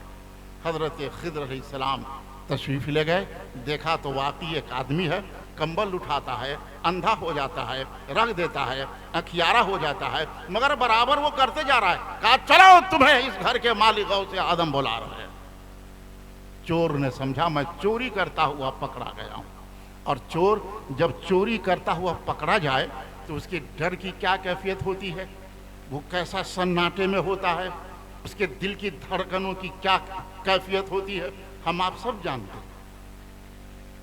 पकड़ा गया हूं मैं चोरी करते हुए, वारदात पे रंगे हाथों मुझे गिरफ्तार कर लिया गया है। वो चल रहा है हुजूर गौस आज़म की तरफ, मगर कांप रहा है, लरज़ रहा है, थरथरा रहा है, न जाने क्या सजा होगी। चोरी करते पकड़ा गया हूं। वो आ रहा है और सरकार बगदाद गौस आज़म जिलानी रज़ी अल्लाह ताला अन्हु नजरे विलायत से उसे देखते जा रहे हैं। वो आता जा रहा है, गौस आज़म देखते जा रहे हैं, और जब गौस आज़म के बहुत करीब आ गया था वो चोर, अब हज़रत खिज़र से फरमाते हैं गौस आज़म, जाइए मैं इस चोर को अपने ज़माने का कुतुब बना करके भेज रहा हूँ। हज़रात गिरामी, क्या समझे आप? सिर्फ मोमिन नहीं बनाया एक नज़र में, मोमिन कामिल ही नहीं बनाया, मुत्तकी नहीं बनाया, वली नहीं बनाया, औताद नहीं बनाया, अब्दाल ही नहीं बनाया, बल्कि बनाया तो कुतुब बनाया। एक नज़र डाल दी, इतना दर्जा तय करवा दिया। डॉक्टर इकबाल ने कहा, कोई अंदाजा कर सकता है उसके जोरे बाजू का, कोई अंदाजा कर सकता है उसके जोरे बाजू का। निगाहे मर्द मोमिन से बदल जाती है तकदीर। ये मर्द मोमिन की निगाह है। सरकार बगदाद गौस आज़म जिलानी शेख अब्दुल कादिर रज़ी अल्लाह ताला अन्हु, जिनकी हम महफिल सजाए बैठे हैं, ये 11वीं शरीफ की महफिल है, ये बड़ी बाबरकत महफिल है। और मैं चलते चलते एक आखिरी गुजारिश आपसे ये करूं कि देखिए, गौस आज़म की मजलिस सजाना हम मानते हैं ये भी बड़े कमाल की बात है, बड़ी मोहब्बत की बात है, लेकिन इन तमाम से ज़रूरी यह है कि गौस आज़म की सीरत के दामन को थामा जाए, गौस आज़म के किरदार के दामन को थामा जाए, गौस आज़म के अमल के दामन को थामा जाए, गौस आज़म के मसलक के दामन को थामा जाए, गौस आज़म की ज़िंदगी के दामन को थामा जाए, गौस आज़म की जलवत के दामन को थामा जाए, गौस आज़म की खलवत के दामन को थामा जाए। ہم آپ نے اب تک دامن تھاما ہی نہیں ہے۔ دامن تو تھاما تھا وہ اس راستے کے ڈاکو نے کہ غوث اعظم رضی اللہ تعالیٰ عنہ راستے سے گزر رہے ہیں، جنگل کے قریب جو پہنچے آپ تو ڈاکو کے ایک سردار نے کہا تھا دیکھو صبح سے شام تک کوئی نہیں آیا مگر ایک آ رہا ہے جس نے لباس بڑا قیمتی پہنا ہے۔ سنو، بڑا قیمتی لباس ہے، اس کے جسم کے اوپر کچھ نہیں ملا تو کم سے کم لباس ہی اتار لیا جائے گا۔ اور جب غوث اعظم قریب آئے تو ڈاکو کا سردار قریب آیا تھا، اور قریب آنے کے بعد اس نے کہا سنو، تمہارے پاس جو کچھ ہے حاضر کر دو، ورنہ ہم ڈاکو لوگ ہیں، اگر نہیں دو گے ہم جان پر بھی ہاتھ صاف کریں گے، ہم کچھ اور بھی کر سکتے ہیں۔ سرکار بغداد غوث اعظم جیلانی نے فرمایا ابھی میرے پاس کچھ نہیں ہے، تم چاہے جتنا چھان بین کر لو۔ حضرات، غوث اعظم کے جواب پر غوث اعظم جو قیمتی جبہ پہنے ہوئے تھے، اس جبہ کو اس چور اور اس ڈاکو نے مضبوطی سے پکڑ لیا اور کھینچنا چاہتا تھا کہ کھینچ کر کے لے لیں کہ سرکار بغداد نے اسی جنگل میں اپنے دونوں ہاتھ کو رب کے دربار میں دعا کے لیے اٹھا دیا اور کہا پروردگار تو خوب جانتا ہے دامن پکڑنے والا کون ہے، تو خوب جانتا ہے اس کی نیت کیا ہے، تو خوب جانتا ہے اس کا ارادہ کیا ہے، لیکن اے میرے پروردگار تو یہ بھی دیکھ رہا ہے کہ دامن پکڑا ہے تو کس کا دامن پکڑا ہے؟ دامن پکڑا ہے تو تیرے محبوب سبحانی کا دامن پکڑا ہے، شیخ عبد القادر جیلانی کا دامن پکڑا ہے۔ جب دامن پکڑ ہی لیا ہے تو میری دعا ہے کہ قیامت تک اس کے ہاتھ سے میرا دامن چھوٹنے نہ پائے۔ یہ غوث اعظم کی دعا تھی۔ آیا تھا تو چور تھا، جا رہا ہے تو مومن بن کے جا رہا ہے۔ آیا تھا تو چور تھا، جا رہا ہے تو متقی بن کے جا رہا ہے۔ آیا تھا تو چور تھا، جا رہا ہے تو ولی بن کے جا رہا ہے۔ آیا تھا تو چور تھا اور جا رہا ہے تو قطب بن کے جا رہا ہے۔ نگاہ ولی میں وہ تاثیر دیکھی، بدلتی ہزاروں کی تقدیر دیکھی۔ حضرات گرامی، یہ شیخ عبد القادر جیلانی، یہ عبد القادر یہ تو آپ کا پیدائشی نام ہے، مگر ایک نام آپ کا اور ہے محی الدین۔ یہ نام فرماتے ہیں وہ فرماتے ہیں کہ انا الجیلی محی الدین اسمی، قصیدہ غوث میں فرماتے ہیں انا الجیلی محی الدین اسمی وآلامی علی راس الجبال، فرماتے ہیں میں جیلان کا رہنے والا ہوں، محی الدین میرا نام ہے، میری بلندیوں کے جھنڈے پہاڑوں کی چوٹیوں پہ لہرا رہے ہیں۔ قصیدہ غوثیہ پڑھیے، اس میں یہ سب ہے۔ اس شعر میں آپ نے اپنا ایک نام محی الدین بیان فرمایا، حالانکہ سب جانتے ہیں کہ آپ کا خاندانی نام وہ عبد القادر ہے، مگر محی الدین بھی آپ کا نام ہے۔ یہ محی الدین آپ کا نام کیسے پڑا؟ یہاں سے وہاں تک کے لوگ اگر سو رہے ہیں، نیند کے جھونکے میں ہیں تو جاگ جائیے، آپ کو جگانے والی غوث اعظم کی یہ بات آ رہی ہے۔ شیخ عبد القادر جیلانی غوث اعظم رضی اللہ تعالیٰ عنہ، پہلے آپ یہ پس منظر ذہن میں رکھیں کہ جس ماحول میں غوث اعظم رضی اللہ تعالیٰ عنہ بغداد آئے تھے، وہ ماحول کوئی دینی ماحول نہیں تھا، شریعت کا ماحول نہیں تھا۔ اس ماحول میں آج کی طرح مسجدیں سنسان تھی، آج کی طرح جھوٹ بولنے والے لوگوں کی زیادتی تھی، آج کی طرح رسول پاک کی شریعت کے خلاف کرنے والے لوگ قدم قدم پر تھے۔ بڑا برا ماحول تھا، اندھیرا ہی اندھیرا تھا، ظلمت ہی ظلمت تھی، تاریکی ہی تاریکی تھی کہ اس تاریکی میں امید کی شمع بن کے تشریف لائے تھے میرے غوث اعظم شیخ عبد القادر جیلانی رضی اللہ تعالیٰ عنہ۔ اس اندھیرے میں اجالے کا نام ہے۔ فرماتے ہیں ایک دن میں ایک راستے سے گزر رہا تھا، سڑک کے کنارے ہم نے دیکھا ایک آدمی لیٹا ہوا ہے، کنارے پہ پڑا ہوا ہے، بڑا دبلا ہے، بڑا کمزور ہے، بڑا نحیف ہے، بڑا نزار ہے، بڑا ناتواں ہے۔ جب غوث اعظم آگے بڑھ گئے تو اس کمزور پڑے ہوئے انسان نے غوث اعظم کو آواز دیا تھا۔ سنیے اس نے کیا آواز دی ہے۔ آواز دی، اے جانے والے مجھے چھوڑ کے مت جاؤ، آؤ آؤ میرے قریب آؤ، میرے پاس آؤ، میری مدد کرو۔ غوث اعظم قریب گئے، جب قریب گئے تو اس نے کہا کہ مجھے بیٹھا دو، اور جب بیٹھا دیا تو کہا کہ مجھے اٹھا دو، اور جب اٹھا دیا تو کہا کہ مجھے چلا دو، اور جب چلا دیا تو کہا کہ مجھے دوڑا دو۔ اور دوڑانا تھا کہ وہ پڑا ہوا بیمار جیسا آدمی جو بہت قریب بہت ضعیف تھا، اب وہ دوڑنے لگا۔ شیخ عبد القادر جیلانی رضی اللہ تعالیٰ عنہ اب اس سے پوچھتے ہیں، اے دوڑنے والے، ذرا یہ تو بتا کہ تو ہے کون؟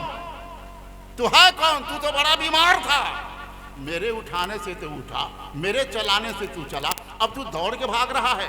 تو سنیے اس بیمار نے جو پڑا ہوا تھا کیا جواب دیا تھا، اور اپنے اندر اسلامی انقلاب، اسلامی تبدیلی، اسلامی بیداری لانے کی کوشش کیجیے۔ جگائیے اپنے کردار کو، جگائیے اپنی سیرت کو، اور پکاریے غوث اعظم رضی اللہ تعالیٰ عنہ کی شبانہ روز ان محنتوں کو جن محنتوں کی بنیاد پہ غوث اعظم نے بغداد میں اسلام کو زندہ کیا تھا۔ کہا سنو، میں آپ کے نانا جان کا دین اسلام ہوں۔ کیا کہا تھا اس پڑے ہوئے آدمی نے جو دوڑ کے بھاگا ہے ابھی غوث اعظم کے چلانے پہ؟ میں آپ کے نانا جان کا دین اسلام ہوں۔ کہا دین اسلام اور اتنا کمزور، دین اسلام اور اتنا ضعیف، دین اسلام اور اتنا دبلا پتلا، دین اسلام کہ اس کو اٹھنے کی طاقت نہیں تھی۔ کہا ہاں۔ کہا کیا وجہ ہوئی اس کی؟ حضرات، غوث اعظم کی مجلس میں بیٹھنے والے میرے تمام محترم حضرات، آپ اس بات کو سنیے، یاد رکھیے، اور خدا توفیق دے تو اپنے آپ کو اس مجلس سے اٹھتے غوث اعظم کے صدقے میں بدلنے کی کوشش کیجیے۔ کہا تھا میں آپ کے نانا جان کا دین اسلام ہوں۔ کہا اتنے کمزور کی ہو گئے؟ کہا میں کمزور اس لیے ہو گیا کہ میں تو موجود تھا مگر میرے قانون پہ چلنے والا کوئی نہ رہا، میری باتوں کو ماننے والا کوئی نہ رہا، میرے حکموں پہ چلنے والا کوئی نہ رہا، نماز پڑھنے والا کوئی نہ رہا، روزہ رکھنے والا کوئی نہ رہا، سچ بولنے والا کوئی نہ رہا۔ جھوٹوں کی زیادتی ہو گئی ہے، رب کی نافرمانیوں کی کثرت ہو گئی ہے۔ بندوں کی اس نافرمانی نے میرے جسم کو اتنا کمزور کر دیا ہے کہ میں چلنے پھرنے کے لائق نہیں، لیکن سنو، تمہارے ہاتھ لگنے کے بعد مجھ میں زندگی آ گئی ہے۔ تم کو خدا نے اس لیے پیدا کیا ہے کہ تم اسلام کو زندہ کرنے کے لیے ہی دنیا میں آئے ہو۔ اب تم آ گئے ہو، اسلام زندہ باد کے نعرے لگیں گے۔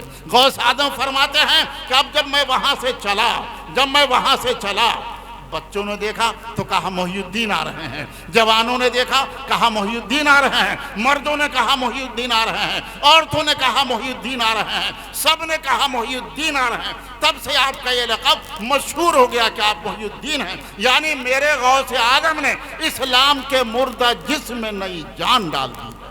کیا سمجھے آپ؟ بد کرداری ہم کرتے ہیں، اثر اسلام پہ پڑتا ہے۔ جھوٹ ہم بولتے ہیں، اثر اسلام پہ پڑتا ہے۔ رب کی نافرمانی ہم کرتے ہیں، اثر اسلام پہ پڑتا ہے۔ نماز ہم نہیں پڑھتے ہیں، اسلام کمزور ہوتا ہے۔ بڑا خوش نصیب ہے وہ انسان جو اپنے کردار سے اسلام کو زندگی دے، اپنے عمل سے اسلام کو زندگی دے، اپنی گفتگو سے اسلام کو زندگی دے، اپنے حرکات و سکنات سے اسلام کو زندگی دے، جو اسلام کو اچھے عمل کر کے نئی زندگی دے، وہ بڑا خوش نصیب انسان ہے۔ خدا کرے ہم لوگ انہی خوش نصیبوں میں سے ہو جائیں آج کی اس مجلس سے اٹھنے کے بعد کہ ہم جھوٹ بول کر اسلام کو تکلیف نہ دیں، کوئی نافرمانی کا کام کر کے اسلام کو تکلیف نہ دیں، کسی پر ظلم کر کے اسلام کو تکلیف نہ دیں، پیارے مصطفیٰ کی سنت کی خلاف ورزی کر کے ہم اسلام کو تکلیف نہ دیں۔ ہم یہ سب کرتے ہیں تو اسلام کو تکلیف ہوتی ہے۔ حضرات گرامی، ہم آپ سے یہ امید رکھتے ہیں کہ آج کے بعد ہماری اس مجلس کا کوئی بھی آدمی اپنے کردار سے اسلام کو تکلیف نہیں دے گا، اسلام کو صدمہ نہیں پہنچائے گا، اسلام کو نقصان پہنچانے کی کوشش نہیں کرے گا۔ اسلام کو خوش رکھیے، اسلام خوش رہے گا تو وہ خوش ہو کر آپ کے لیے دعا دے گا۔ اور اسلام جب دعا دے گا تو نبی پاک کی رحمت مسکرائے گی، اور نبی کی رحمت مسکرائے گی کہ خدا کا قدم کرم ٹوٹ ٹوٹ کر کے برسے گا۔ حضرات گرامی، شیخ عبد القادر جیلانی غوث اعظم رضی اللہ تعالیٰ عنہ ولیوں کے ولی ہیں، قطبوں کے قطب ہیں، خواجاؤں کے خواجہ ہیں، بلکہ جو بھی ولی، جو بھی عالم، جو بھی حافظ، یعنی دینی اعتبار سے کسی کو بھی اگر کوئی اعلیٰ عہدہ ملتا ہے اس وقت تک مل نہیں سکتا جب تک کہ مصطفیٰ کی عطا ہو اور غوث پاک کی اس پر مہر نہ لگ جائے۔ سرکار بغداد غوث اعظم رضی اللہ تعالیٰ عنہ ہی کے چاہنے سے کسی کو رتبہ ملتا ہے، مرتبہ ملتا ہے۔ اللہ تبارک و تعالیٰ نے آپ کی شان کو بڑا بلند فرمایا ہے، اور یوں ہی یہ شان بلند نہیں ہے حضرات، کردار کی بلندی کی طرف اگر آئیے، آج تو ہماری مسجدیں نمازیوں کو ترس رہی ہے، فجر ہے تو نمازی ڈھونڈ رہی ہے، مسجد ڈھونڈ رہی ہے نمازی کہاں ہو، ظہر ہے مسجد ڈھونڈ رہی ہے نمازی کہاں ہو، عصر ہے مسجد ڈھونڈ رہی ہے نمازی کہاں ہو۔ اے غوث اعظم کی محفل سے جانے والوں، غوث اعظم کی دیگ چڑھانے والوں، غوث اعظم کی فاتحہ کے لیے مچل جانے والوں، غوث اعظم کا جھنڈا اپنے گھروں پہ لگانے والوں، خوب لگاؤ، لیکن سنو میرے غوث کا یہ کردار بھی سنو، میرے غوث کی یہ سیرت بھی سنو، میرے غوث کی یہ زندگی بھی سنو۔ 40 سال تک عشاء کے وضو سے فجر کی نماز جس نے پڑھی ہے اس شیخ کا نام شیخ عبد القادر جیلانی ہے۔ 40 سال تک عشاء کے وضو سے فجر کی نماز۔ غوث اعظم فرماتے ہیں کہ اگر کوئی میرا مرید، میرا چاہنے والا 40 سال نہیں 40 دن اگر تکبیر اولیٰ کے ساتھ نماز پنجگانہ کی پابندی کر لے تو دنیا و آخرت کی جتنی نعمتیں اسے چاہیے اللہ تعالیٰ تمام نعمتیں اسے عطا فرما دے گا۔ سبحان اللہ، 40 دن کی بات ہے صرف۔ ہے کوئی ہم میں آج کی اس مجلس میں جو غوث اعظم کے اس فرمان پر عمل کرتے ہوئے نماز پنجگانہ کے لیے تیار ہو جائے، غوث اعظم کی سیرت کو اپنانے کے لیے تیار ہو جائے؟ اور حضرات گرامی، قرآن کا تو حال یہ ہے کہ قرآن بس گھروں میں غلاف کے اندر محفوظ ہے تو ہے۔ ہر باپ اپنی بچی کو جہیز میں 1 عدد قرآن ضرور دیتا ہے، بچی تلاوت کرے گی۔ سسرال کے ماحول میں آنے کے بعد جب اس نے دیکھا یہاں سے نہ کوئی نماز پڑھنے والا ہے، نہ کوئی اللہ کا نام لینے والا ہے، نہ قرآن پڑھنے والا ہے، وہ بچی بھی اسی ماحول میں ڈھل گئی اور قرآن کو اونچے طاق پہ رکھ دیا گیا۔ حضرات، قرآن اونچے طاق پہ رکھنے کی چیز نہیں ہے، قرآن دل کے طاق میں سجانے کی چیز ہے، اور قرآن کی آیتوں کو زبان پہ لا کر اپنی زبان کو پاکیزہ بنا کر آخرت کی سوغات حاصل کرنے کی چیز قرآن مجید۔ سرکار بغداد غوث اعظم جیلانی رضی اللہ تعالیٰ عنہ نے 15 سال تک مسلسل ایک پاؤں پہ کھڑے ہو کر ایک رات میں قرآن مجید ختم کیا۔ 15 سال ایسی زندگی، 40 سال ویسی زندگی۔ آپ ذرا سوچئے، یوں ہی غوث غوث غوث اور غوث کے نعرے یوں ہی نہیں لگ رہے ہیں، یہ ان کے کردار کی بلندی ہے، یہ ان کی عظمتوں کی بلندی ہے، یہ ان کی سیرت کی بلندی ہے، یہ ان کی ذات کی بلندی ہے، یہ ان کی صفات کی بلندی ہے۔ انہوں نے اپنے آپ کو اتنا بلند کیا تھا، اتنا بلند کیا تھا کہ سیرت کی ہر بلندی جہاں پہنچ کر اور جس بلندی کی چوکھٹ کو چوم کر سیرت کی ہر بلندی آج بھی مچل جاتی ہے۔ اس لیے ضرورت ہے حضرات گرامی غوث اعظم رضی اللہ تعالیٰ عنہ کی مبارک سیرت کو اپنانے کی، کردار کو اپنانے کی، ان کے باتوں پہ چلنے کی۔ اللہ تبارک و تعالیٰ ہم کو، آپ کو، سب کو سرکار بغداد غوث اعظم جیلانی رضی اللہ تعالیٰ عنہ کی مبارک سیرت پر چلنے کی توفیق عطا فرمائے۔ مجھ سے اصل میں یہ کہا گیا تھا ارتداد یعنی مرتد ہو جانے کے عنوان پر بھی تھوڑی سی گفتگو کر دیجئے گا۔ اب وہ 12:30 ہو رہا ہے۔ اصل میں آج کل یہ اسکول اور کالج کا جو ماحول چل رہا ہے، یہ آزادانہ ماحول، اس کا بہت بڑا نقصان ہم آپ سب کو دنیا کے اعتبار سے بھی بھگتنا پڑ رہا ہے اور آخرت کے اعتبار سے بھی۔ یہاں پڑھے لکھے لوگ موجود ہیں. ہمارے اس ملک ہندوستان میں جب انگریزوں نے قدم جما لیا تو انگریزوں کے قدم جمانے سے پہلے یہاں مدرسہ ہی مدرسہ مدرسہ ہی مدرسہ مدرسہ ہی مدرسہ تھا پورے ملک ہندوستان میں. انگریزوں نے مدرسوں کو کمزور کرنے کے لیے مد مقابل اسکول کھولا تھا، کالج کھولا تھا، یونیورسٹی کھولی تھی. جب یہ سب چیزیں کھل گئیں، ضرورت پڑی سلیبس کی، نصاب کی، نصاب تعلیم کیسا ہو. تو ایک آدمی کو لندن سے بھیجا گیا تھا جو بڑا پڑھا لکھا آدمی تھا، اور کہا سنو، ملک ہندوستان ہم نے مسلمانوں سے لیا ہے، مسلمانوں کے دل میں بڑا اضطراب ہے، نبی کی بڑی محبت ہے، احترام ہے. جاؤ تم ہندوستان کے اسکول، کالج، یونیورسٹی کے لیے سلیبس تیار کرو، نصاب تیار کرو. وہ آیا تھا، پورے ملک کا سروے کیا اس نے، اور اس کے بعد تمام اسکول اور کالج اور یونیورسٹی کو دیکھا اس نے، یہاں کے مسلمانوں کا ماحول دیکھا اس نے، اور دیکھنے کے بعد ایک سلیبس اسکول، کالج، یونیورسٹی کے لیے بنایا اس نے. اس کا نام تھا لارڈ میکالے. اسکول کالج کے لوگ یہاں موجود ہوں گے تو اچھی طرح جانیں گے لارڈ میکالے کو. لارڈ میکالے جب نصاب تعلیم تیار کر چکا تو کئی مہینے کی محنت کے بعد وہ لندن لوٹ کر کے گیا. جب لندن لوٹ کر کے گیا تو اس سے پوچھا لوگوں نے کہ بھائی، بہت امید کے ساتھ آپ کو بھیجا گیا تھا، بہت تمناؤں کے ساتھ آپ کو بھیجا گیا تھا، آپ کو سلیبس تیار کرنا تھا.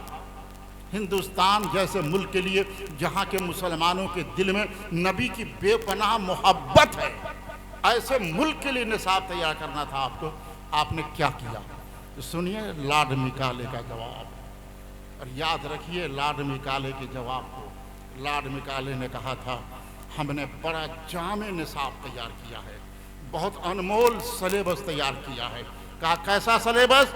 کہا کہ ایسا سلیبس ہے ہمارا کہ ہمارے اسکول میں، کالج میں، یونیورسٹی میں پڑھ لینے والا انسان وہ سب کچھ رہے گا، مسلمان نہیں رہے گا. کیا سمجھے آپ؟ لارڈ میکالے کہہ رہا ہے کہ کوئی بھی مسلمان ہمارے اسکول اور کالج یونیورسٹی میں پڑھ لینے کے بعد وہ سب کچھ رہے گا، مسلمان نہیں رہے گا. مسلمان کے چہرے سے داڑھی کس نے نوچ کے پھینک دی؟ کالج نے. سر سے ٹوپی کس نے اتار دی؟ کالج نے. بے شرمی، بے حیائی کی تمام تر باتیں کس نے پیدا کی؟ کالج نے. یہ لارڈ میکالے کے نصاب کا نتیجہ ہے. اور اسی نصاب کو پڑھ کر کے آزادانہ ماحول میں جب ہماری بیٹیاں، ہماری بچیاں جب وہاں جاتی ہیں، داخلہ لیتی ہیں، پڑھتی ہیں، وہاں ہر طرح کے لوگوں سے اس کی ملاقات ہوتی ہے، اور وہ ماحول ہی ایسا بنایا گیا ہے وہ کہ اس ماحول میں سب رہے، اسلام نہ رہے.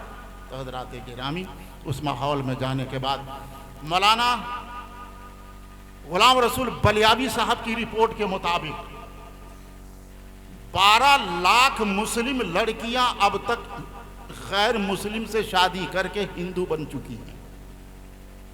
12 لاکھ معمولی تعداد نہیں ہے یہ. اگر لڑکیاں میری آواز سن رہی ہیں، میری بیٹیاں، میری بہویں میری بات سن رہی ہیں تو اچھی طرح یاد رکھیں، اسلام کو اپنا کر اسلام کو چھوڑ دینا یہ ارتداد کہلاتا ہے. ایک ہے کفر اور ایک ہے ارتداد. ارتداد کفر سے اونچا درجہ، یعنی اس سے اوپر ارتداد ہے. کافر کا عذاب تو آپ قرآن میں بار بار سنتے ہیں، لہم عذاب علیم، ان کے لیے دردناک عذاب ہے. مگر اس سے بھی دردناک عذاب اس کے لیے ہے جو اسلام کو چھوڑ کر کے کفر اختیار کر لے. اور اسلام کو چھوڑنے کی کئی صورتیں ہوتی ہیں. یا تو ڈائریکٹ اسلام قبول کر کے اسلام چھوڑ دے، یا اللہ کی شان میں توہین کر دے، یا نبی کی شان میں گستاخی کر دے، یا نبی پاک صلی اللہ علیہ وسلم کی عظمت و شان میں ادنا سا بھی اگر اس کے دل میں گمان، بدگمانی پیدا ہوئی، شبہ پیدا ہوا، تو شبہ پیدا ہونے پر بھی آدمی اسلام سے نکل کر اسلام سے خارج ہو جاتا ہے. آپ جانتے ہیں میرے نبی کا درجہ، حضرت قاضی ابو یوسف رضی اللہ تعالیٰ عنہ بادشاہ سلامت کے دسترخوان پر موجود ہیں. سبھی حضرات کھڑے ہو کر استقبال کریں حضرت علامہ مفتی احسن رضا صاحب قبلہ کی تشریف آ گئی ہے۔ نعرہ تکبیر، نعرہ رسالت، جشن غوث الورا کانفرنس، علماء اہل سنت۔ اللہم صلی علی سیدنا و مولانا محمد و علی سیدنا و مولانا محمد و بارک و سلم و صلی علیہ صلاۃ و سلاما علیک یا رسول اللہ صلی اللہ علیہ وسلم۔ ایک عظیم الشان خطیب، بے باک مقرر، اعلیٰ حضرت امام احمد رضا محدث بریلوی رضی اللہ تعالیٰ عنہ کے مسلک کا پاسبان حضرت علامہ مولانا مفتی احسن رضا قادری صاحب باتوی تشریف فرما ہو گئے۔ اب ظاہر بات ہے آخری تقریر ان کی ہونی ہے اور حاصل جلسہ تقریر ہونی۔ میں اپنی بات مکمل کر کے گفتگو ختم کروں، اس لیے کہ اس بار بھی مجھے یہ عنوان دیا گیا تھا ارتداد کے اوپر۔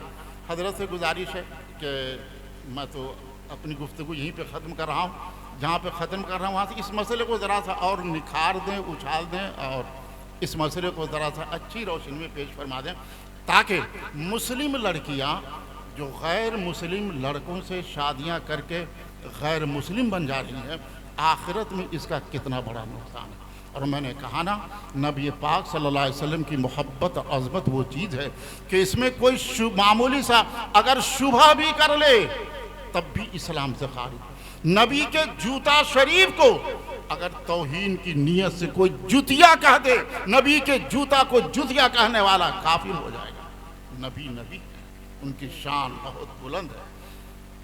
ہارون رشید بادشاہ کے دسترخوان پر قاضی امام ابو یوسف موجود ہیں۔ سبزیوں میں کدو شریف کی سبزی بھی موجود ہے۔ کسی نے کہا میرے نبی کو کدو شریف بہت پسند تھا۔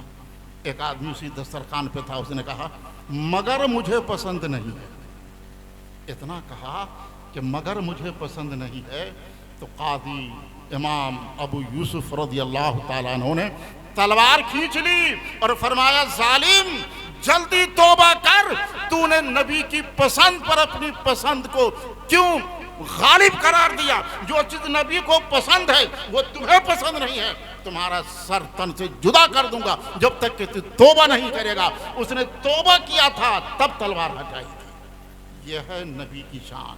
نبی کی پسند کو اگر کوئی ناپسند کر دے تب بھی اسلام سے گیا۔ اب اگر نبی کے دین کو کوئی چھوڑ دے، نبی کے اسلام کو کوئی چھوڑ دے، نبی کی پسند کو کوئی چھوڑ دے، نبی کی سنت اور نبی کی سیرت کو کوئی چھوڑ دے اور مرتد ہو جائے تو اس کا کتنا بڑا عذاب ہوگا آخرت میں۔ اللہ تبارک و تعالی ہمارے نوجوانوں کو بھی اور ہماری نوجوان بہنوں کو، بیٹیوں کو، سب کو عظمت مصطفیٰ کو سمجھنے، محبت مصطفیٰ کو دل میں بسانے اور سرکار غوث پاک رضی اللہ تعالیٰ عنہ کی عقیدت کے پرچم تلے جینے کی ہم سب کو توفیق عطا فرمائے۔ ورق تمام ہوا، مذہبی باقی ہے، سفینہ چاہیے اس بحر بے کراں کے لیے۔ السلام علیکم۔